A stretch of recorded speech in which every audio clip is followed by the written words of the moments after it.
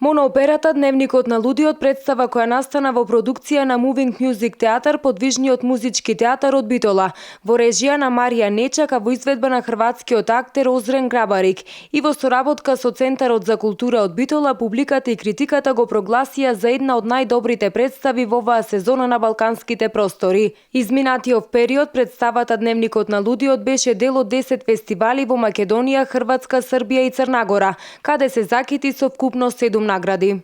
На фестивалот Мали сцени во Риека во мај оваа година добивме награда за најдобра музика, добивме награда за машка улога, добивме награда за најдобра глумачка изведба Озрен Грабарич, која што ја доделува списанието Медитеран Хрватска.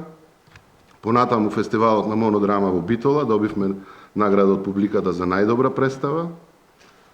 Понатаму Инфант Нови Сад театар, фестивал и театар кој што се занимава со алтернативен театар во принцип, каде што беа бројни гости од целиот свет, кои што беа во конкуренција секако, гости и театри секако. Ја добивме наградата за експериментален и алтернативен театар, за посебна експресивност на границата меѓу театарот и останатите уметности. Тоа беше во јуни 2016. Понатаму учествувавме, како што споменав, на фестивалот ПУФ во Пула, каде што беа скоро од целиот свет поканети трупи, групи, театарски творци.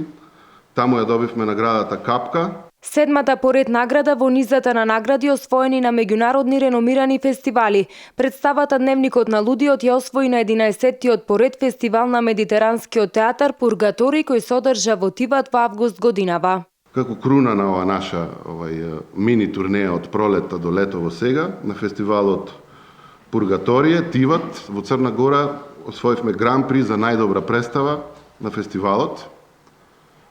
Во конкуренција беа Ателие 212, Српско народно, Гавела Загреб и многу други, едно 10-12 најрелевантни театри од цела Југославија. Така да горди сме на сиве овие награди и на сиве овие признања и мислам дека Moving Music театар, односно ова представа, постигна нешто што во последниве 10 години, можда и повеќе, нема постигнато не само еден театар во Македонија, туку и пошироко. Викендов представата Дневникот на лудиот беше представена и на Театарски форум за нова опера и музички театар во Виена, која најде на голем интерес кај продуцентите.